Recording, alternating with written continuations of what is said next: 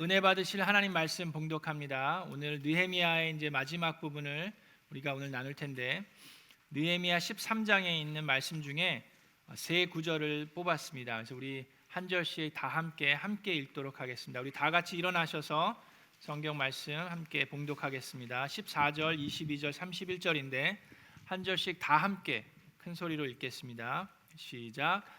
하나님, 내가 한 일을 기억하여 주십시오.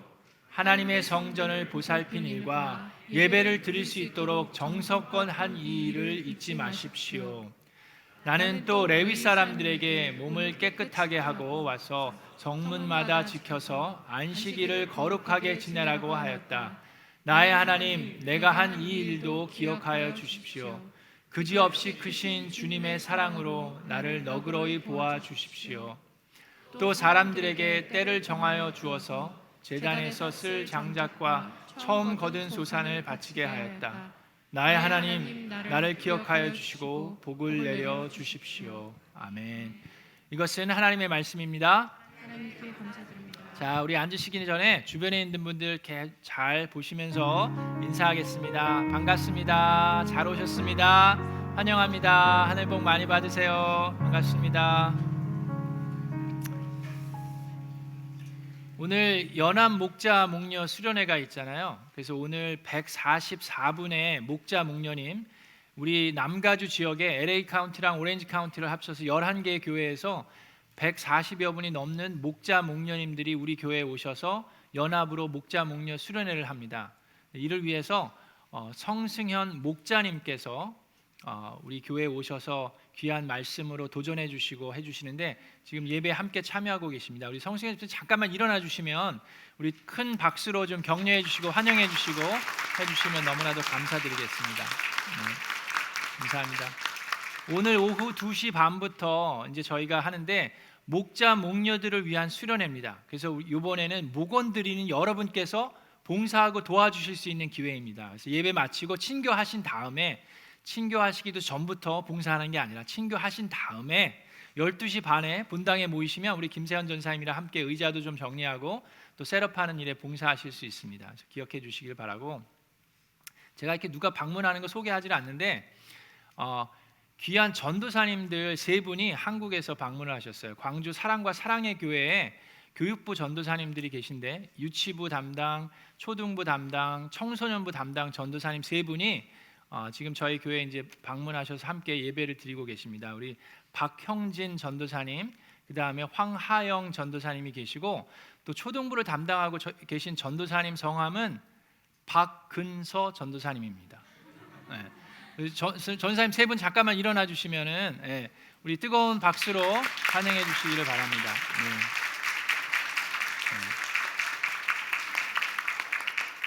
우리 따뜻하고 맛있는 식사도 우리 끝난 다음에 또 하시고 같이 교제하시고 가셨으면 좋겠습니다. 자, 여러분, 오늘로 이제 느헤미야를 마무리하게 됩니다. 느헤미야 13장에 있는 말씀을 오늘 나누려고 하는데요. 느헤미야만 마무리하는 게 아니라 이 느헤미야에 있는 내용이 바로 구약 성경을 마무리하는 역사입니다.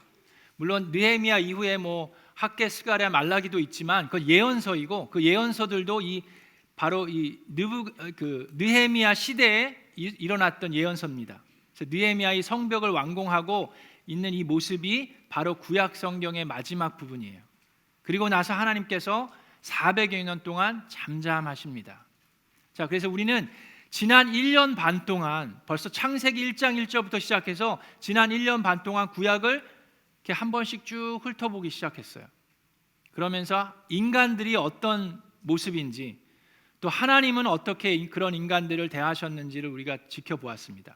자, 이 느헤미야서에서는 통해서 바벨론의 포로 생활을 70년을 했어요. 그렇죠? 이스라엘 백성들이 하나님께서 그렇게 은혜를 주셨음에도 불구하고 계속 불순종을 합니다. 그래서 하나님께서 심판을 하실 수밖에 없었어요. 그래서 원수의 손에 넘기셔서 바벨론에서 70년의 포로 생활을 했는데 하나님께서는 약속을 지키시는 하나님입니다. 그래서 그들을 귀환하도록 하셨어요. 1차의 수룹바벨을 통해서 성전을 건축하고 2차의 에스라를 통해서 말씀으로 다시금 회개하고 부흥을 일으키고 3차의 이 느헤미야를 통해서 성벽을 건축을 마무리합니다. 성벽 공사가 마무리된 다음에 봉헌식을 올려요. 그리고 다 함께 에스라를 불러놓고 하나님의 말씀을 듣습니다. 이른 새벽부터 오후까지 남녀노소를 다 불문하고 모두 다 일어서서 하나님의 말씀을 듣고 아멘 아멘으로 화답합니다. 그리고 그들이 깨닫습니다. 지금처럼 여러분들이 핸드폰으로 우리가 이런 책으로 하나님의 말씀을 대할 수 있는 상황이 아니었어요. 그래서 에스라를 통해서 그 귀한 하나님의 말씀을 선포하게 하고 설명하게 하고 이해하면서 듣습니다. 그러면서 감동을 받고 회개하기 시작합니다.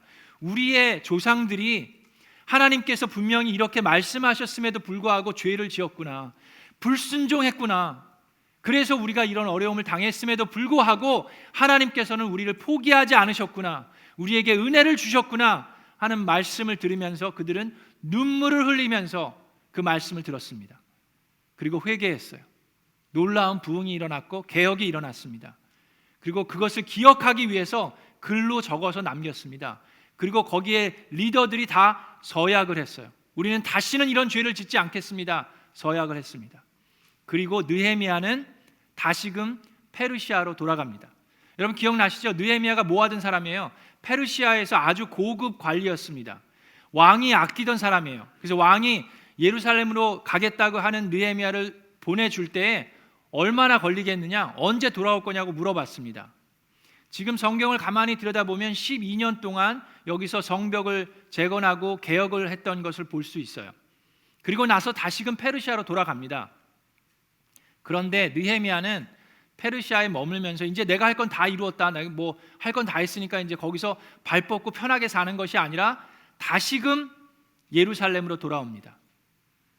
몇 년이 지났는지는 알지 못해요. 어떤 신학자들은 1년에서 2년 정도라고 생각하는 분도 있고, 어떤 신학자들은 그 아이들이 태어나서 언어를 배우지 못했다고 하기 때문에 한 6년에서 7년 정도 걸렸을 거라고도 생각하는 신학자들이 있습니다. 어찌 되었건 그렇게 오랜 시간이 걸리진 않았어요. 그러나 느헤미야도 이제는 나이가 지극히 들었습니다. 그럼에도 불구하고 그 먼 여정을 다시금 예루살렘으로 돌아옵니다. 느헤미야가 돌아와서 보니까 이스라엘 백성이 어떤 모습입니까?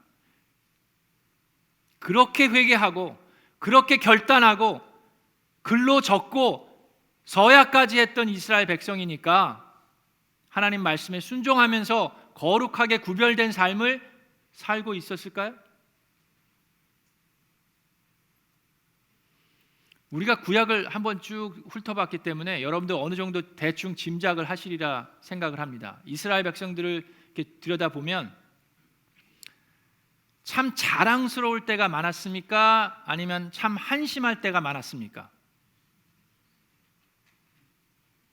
물론 자랑스러울 때도 있었지만 한심할 때가 훨씬 더 많았죠. 그렇게 서약을 했음에도 불구하고 느헤미야가 돌아오니까 이 사람들이 다시금 또 죄를 짓고 있어요. 하나님을 멀리하기 시작했습니다. 그들의 모습은 크게 세 가지로 나눌 수 있는데, 첫 번째는 그렇게 어렵게 지어놓은 성전을 관리하지 않아요. 그 안에서 예배를 드리지 않습니다.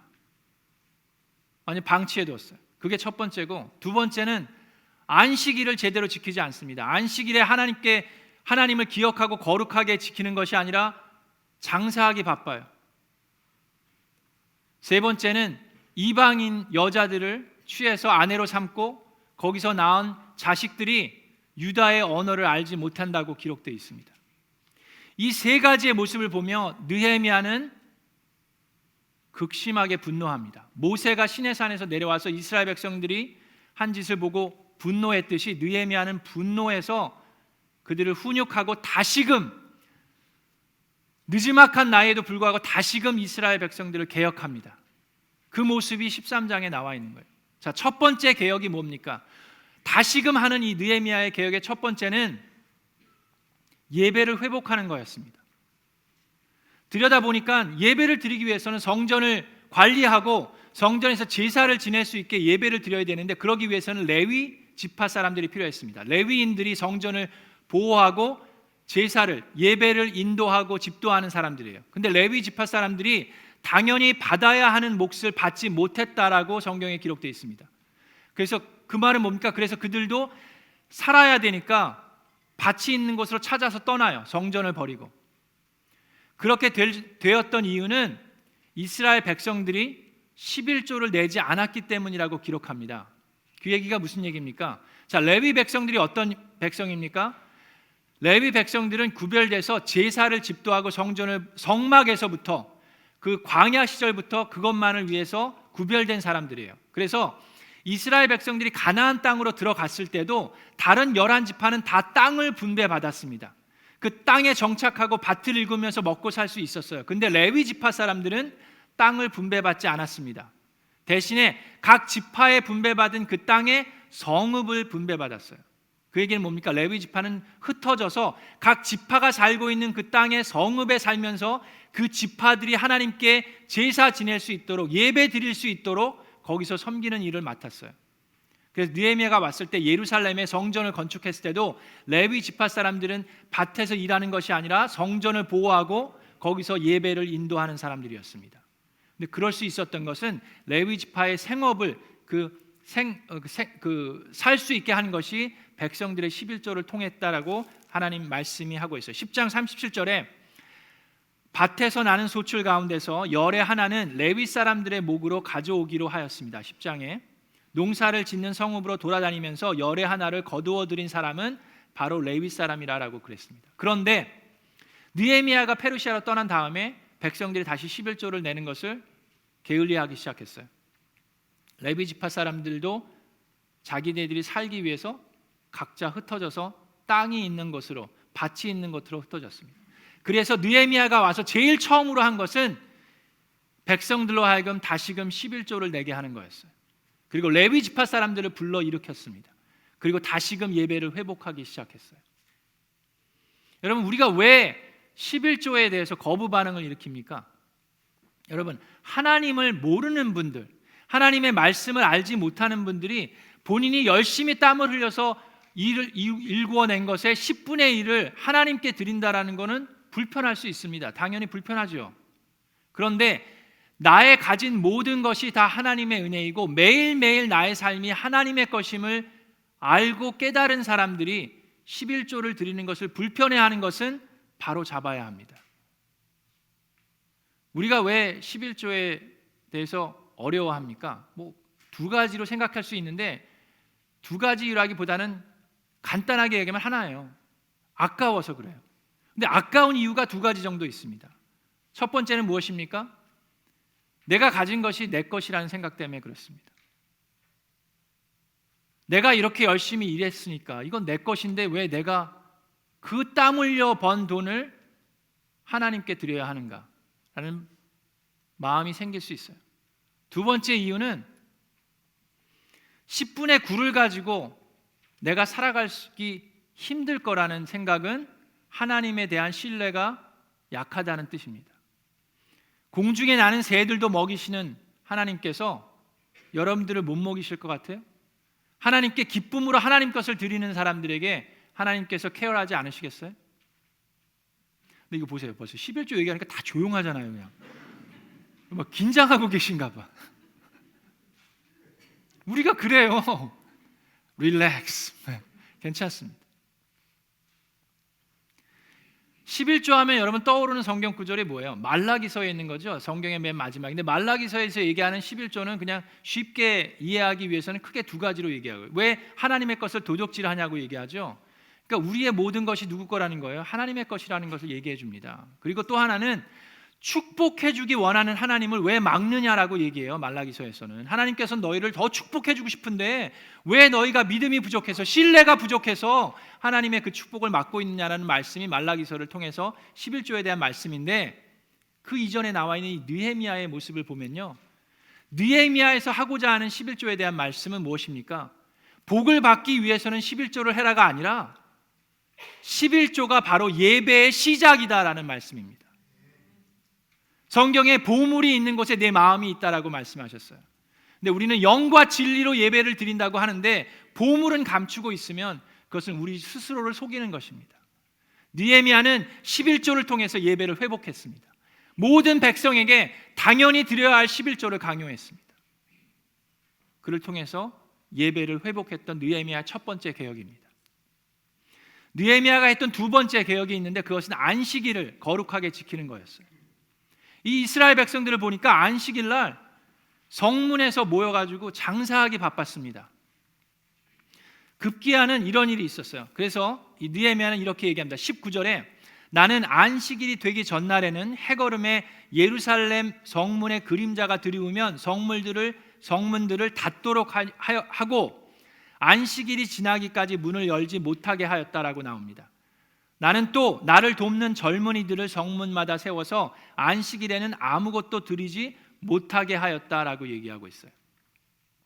왜 이렇게까지 했습니까? 왜냐하면 많은 사람들이 물건을 파고 사는 사람들이 성문 밖에서 밤을 지새기까지 했어요.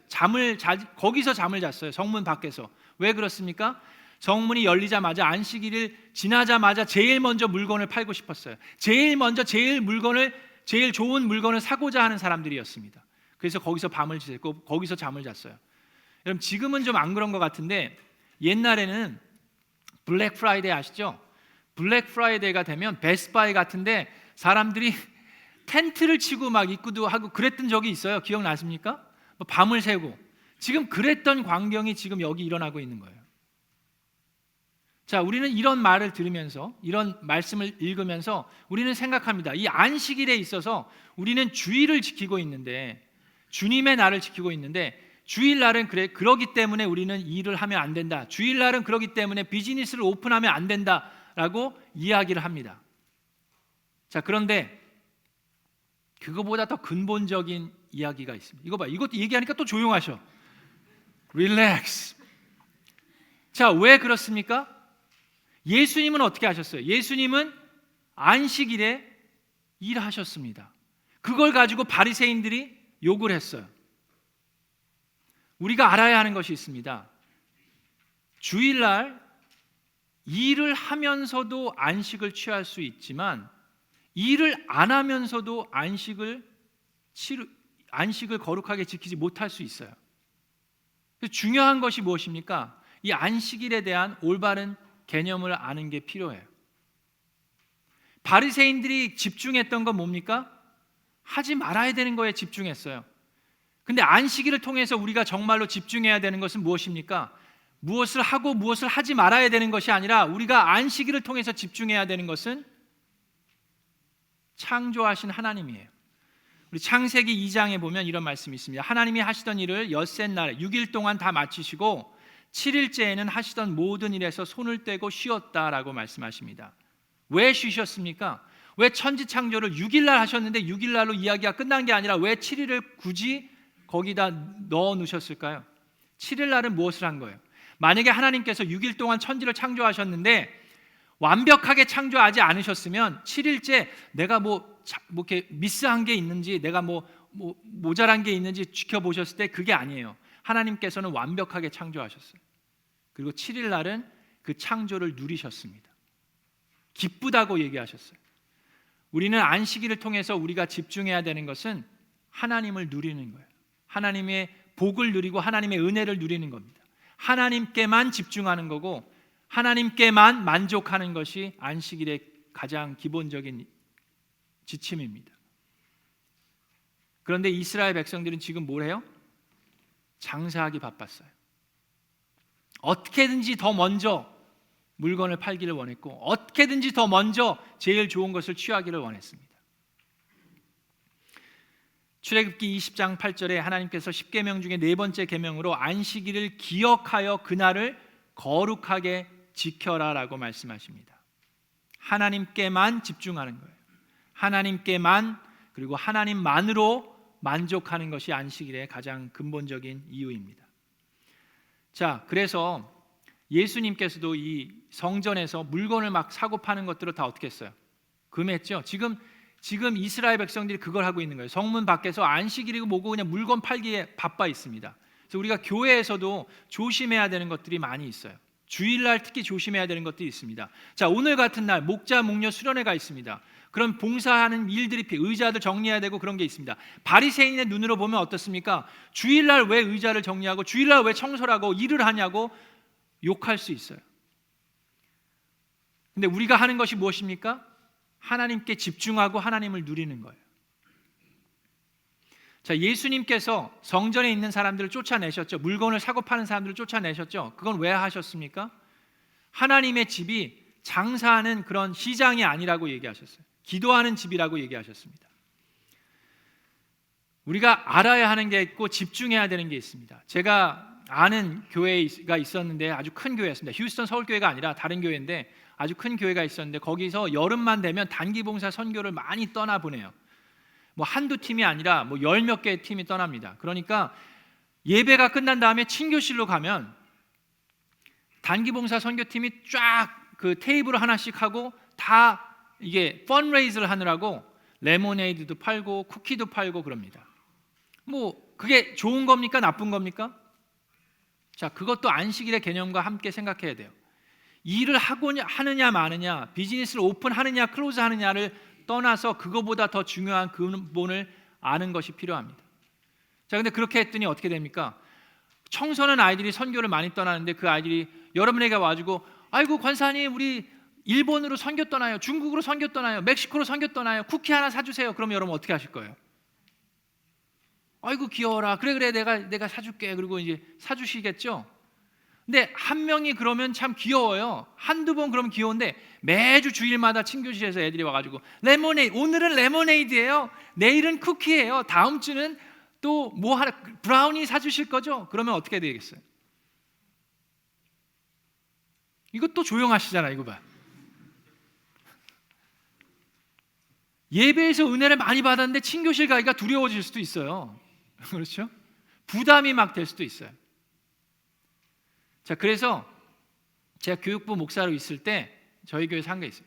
아이들이 선교를 가는데 교회에서 알고 후원하고 돕는 거는 좋은 거죠. 근데 그것으로 인해서 성도들이 너무나도 이렇게 좀 프레셔를 받는다든지 억지로 해야 된다는 부담을 받는 건 안 좋겠죠. 그래서 교회에서는 딱 한 번만 할 수 있게 했습니다. 그래서 그때는 축복하면서 뭐 쿠키를 팔든 뭐 레모네이드를 팔든 우리가 축복하는 마음으로 해주기로 했어요. 우리 교회도 앞으로 그렇게 할 생각이에요. 딱 한 번만의 기회를 드립니다. 교회는 장사하는 데가 아니에요. 그렇지만 우리가 같이 축복해주고 파송하는 데입니다. 자, 느헤미야는 이렇게 두 가지의 계획을 먼저 했어요. 11조를 통해서 레위인들을 다시금 회복시켰습니다. 그래서 예배를 드리게 했어요.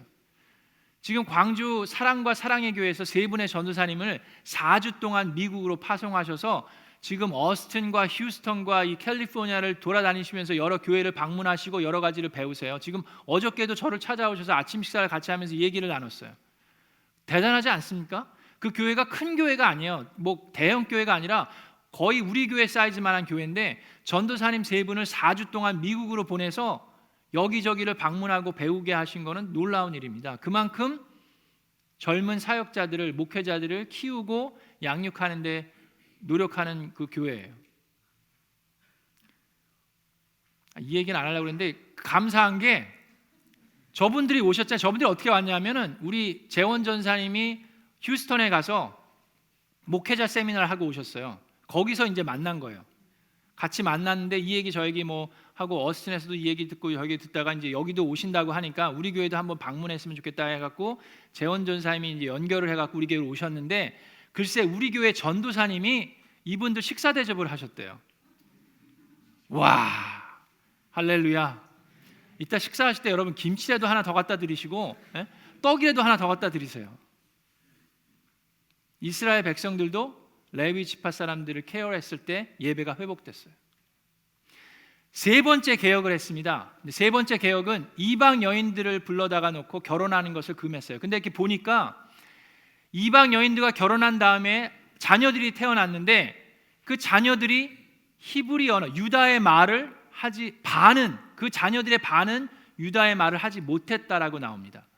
그래서 그걸 보고 느헤미야가 하도 분노를 일으켜서 어떻게 했냐면 아버지들을 때리기까지 하고 머리털을 뽑기까지 했다라고 얘기하고 있어요. 자, 그러면 이 말씀을 보면서 우리는 어떻게 해야 됩니까? 우리는 다민족 사람들이나 타인종이나 타민족 사람들과 결혼하면 안 됩니까? 그리고 우리 자녀들은 한국말을 못하면 안 됩니까? 그러면 아버지들을 때리고 머리털을 뽑아야 돼요? 긴장하지 마세요, 여러분. 말씀을 들을 때 이렇게 릴렉스한 마음을 들으세요. 성경에 여러분 룻기 아시죠? 룻은 모압의 여인이었어요. 유다 백성, 이스라엘 백성이 아니었어요. 에비멜렉이 어려워지니까 모압으로 이주를 합니다. 그리고 그 아들들이 거기서 모압 여인들과 결혼을 해요. 둘째 며느리가 이제 룻입니다. 근데 룻은 모압 여인이었지만 시어머니, 시부모님의 하나님을 믿고 경외하고 따릅니다. 그리고 남편과 아버지는 다 죽었어요. 근데 시어머니를 모시고 이스라엘로 돌아오죠. 그래서 보아스를 만나고 결혼하는데 룻의 증손주가 누굽니까? 다윗 왕이에요. 모압 여인을 통해서. 우리가 깨달아야 하는 게 무엇입니까? 뭐 한국 사람들하고만 결혼해야 되고 한국말을 가르쳐야 되고 그게 아니에요. 솔로몬의 얘기를 여기서 합니다. 그 얘기는 뭐예요? 나의 하나님이 우리의 가족의 하나님이 돼야 돼요. 나의 하나님이 우리 자녀들의 하나님이 되는 것을 목숨 걸고 사수하고 기도해야 된다는 겁니다. 그래서 여러분 어린이 목자들을 세우고 올리브 블레싱을 하는 거예요. 우리 교회에서 자라나는 자녀들은, 또 목장에서 여러분들이 자라나는 자녀들은 나의 목장 식구의 자녀가 아니라 바로 우리의 목장 식구입니다. 우리 교회에서 자라나는 자녀들은 우리 교인들의 자녀가 아니라 바로 그 아이들이 우리 교인입니다. 그것이 올리브 블레싱의 정신이에요. 그래서 그 아이들과 함께 믿음을 공유해야 돼요. 그래서 지금 청소년 아이들과 영어회 중 아이들의 예배를 놓고 계속해서 기도하고 여러 가지 의견들을 내면서 생각하고 있는 거예요. 우리는 여기서 예배를 드리며 은혜를 받습니다. 우리는 지금 이민 생활을 하고 있어요. 우리의 자녀들의 언어와 우리의 언어가 다릅니다. 우리 자녀들의 문화와 우리의 문화가 다릅니다. 그럼에도 불구하고 우리의 하나님과 우리의 자녀들의 하나님은 같은 분입니다. 그거를 공유하고 함께 가야 돼요. 그걸 느헤미야가 얘기하고 있습니다. 자, 그런 세 가지의 개혁을 한 다음에 그 다음에 느헤미야가 마지막으로 하나님께 기도를 드립니다. 그 느헤미야의 기도가 바로 오늘 설교 말씀의 제목이에요. 그것이 무엇입니까? 나를 기억하여 주십시오. 느헤미야는 이 느헤미야서를 통해서 나를 기억해 달라는 말을 계속해서 합니다. 13장에만 벌써 3번을 얘기를 해요. 오늘 그 성경 본문 읽은 게 다 나를 기억해 달라는 얘기예요. 근데 느헤미야가 이 이야기를 하는 이유가 뭡니까? 하나님, 제가 이만큼 노력했습니다. 저의 그 모든 것을 접고 이 땅에 내려와서 이 백성들을 위해서 제가 이만큼 노력했으니까 저 아시죠? 저 좀 기억하십시오. 잊지 마세요. 그렇게 당당하게 요구하는 게 아니에요. 그런 기도가 아닙니다. 느헤미야의 기도는 요구하는 기도가 아니라 하나님께 간절히 요청하는 기도예요. 간절히 간구하는 기도입니다. 한국말로 보면은 그냥 나를 기억해 달라는 거로 끝나는데 영어로 보면 이런 말이 있습니다. Remember me with favor 라고 얘기를 해요. 그게 무슨 말입니까? Remember me with favor. 내가 하나님이 나를 기억해 줄 그만한 가치는 없지만 저를 좀 좋게 봐주십시오. 제발 저를 좀 예쁘게 봐주십시오 하고 간청하는 거예요. 느헤미야가 13장 22절에 나를 기억해 달라고 할 때 이렇게 얘기합니다. 나의 하나님, 내가 한 일도 기억하여 주십시오. 그런데 그지없이 크신 주님의 사랑으로 나를 너그러이 보아주십시오라고 얘기해요. 이렇게 디맨드하는 게 아니다. 요구하는 게 아니라 하나님께 간절히 간청하는 거예요. 왜 느헤미야가 이런 기도를 합니까? 그 기도를 이해하기 위해서는 이스라엘 백성을 들여다보면 돼요. 이스라엘 백성이 어떤 백성입니까? 느헤미야와 에스라를 통해서, 수룹바벨을 통해서 계속해서 개혁했어요. 모세를 통해서, 다윗을 통해서 계속해서 개혁하고 계속해서 회개하고 하나님께서 회복시켜 주셨는데 그럼에도 불구하고 또 죄를 짓고 또 불순종하고 계속해서 반복해가는 이 백성들을 보면서 느헤미야가 나이가 지극히 든 다음에 다시금 돌아와서 다시금 개혁하면서 그의 마음이 어땠을까요? 이렇게까지 했으니까 이 백성들이 이제는 제대로 정신을 차리고 말을 듣겠지라는 마음이 있었을까요? 느헤미야 마음속에는 두려운 마음이 있었으리라 생각합니다. 우리가 이렇게 해도 이 백성들은 다시금 죄 가운데 빠질 수 있다라는 두려운 마음이 있었으리라 생각합니다. 그래서 느헤미야는 알았어요. 우리의 소망은 나의 노력이 아니라 하나님의 신실하신 밖에 없다는 것을 알았습니다. 여러분들 교회 생활을 얼마나 오래 하셨는지, 하나님을 얼마나 오랫동안 알았는지 모르겠지만 저나 여러분은 하나님의 말씀을 그대로 순종할 수 있는 능력이 없습니다.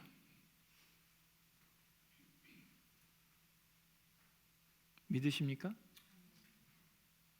저나 여러분은 하나님의 말씀을 그대로 순종할 수 있는 능력이 없어요. 그럼 우리는 어떻게 살아야 됩니까? 난 이거밖에 안 돼. 열등의식에 사로잡혀서, 죄의식에 사로잡혀서 사는 게 아니에요. 느헤미야와 같은 기도를 해야 됩니다. 하나님의 사랑으로 Remember me with your favor. 긍휼을 베풀어 주시옵소서. 복을 주시옵소서. 그 크신, 그 지극하신 사랑으로 우리를 덮어 주시옵소서. 우리가 최선을 다했습니다. 그런데도 불구하고 우리는 이거밖에 되지 못하지만 그럼에도 불구하고 신실하신 하나님, 약속하신 인간을 그냥 진멸하는 것이 아니라 인간을 구원하기로 작정하신 그 하나님, 그 약속의 말씀을 붙들고 기도하는 거예요. Remember me with your favor. 그 기도를 하나님께서는 들으시고 기억하셨습니다. 400년 동안 잠잠하셔서 기억을 못하셨던 것 같지만 구약시대가 지나고 하나님께서는 예수 그리스도를 보내셨어요. 그 예수 그리스도를 보낸 그 신약을 다음 주부터 시작합니다. 우리의 소망은 나에게 있는 것이 아니라 나의 구원자이시고 나의 창조주 되시고 신실하신 하나님에게 있는 줄로 믿습니다. 그걸 붙들고 나아가야 돼요. 오늘 느헤미야에 있는 말씀을 보면서 우리 자신을 돌이켜보고 또 하나님을 다시금 바라보는 저와 여러분 되기를 주님의 이름으로 축원합니다. 우리 자신은 연약해요. 그렇다고 해서 자포자기하고 포기하는 것이 아니라 그런 가운데서 다시금 결단하고 회개하는 순간 하나님께서 하나님을 더욱더 드러내십니다. 하나님을 더욱더 보호해 주시고 또 하나님의 은혜로 우리를 덮으시는 줄로 믿습니다.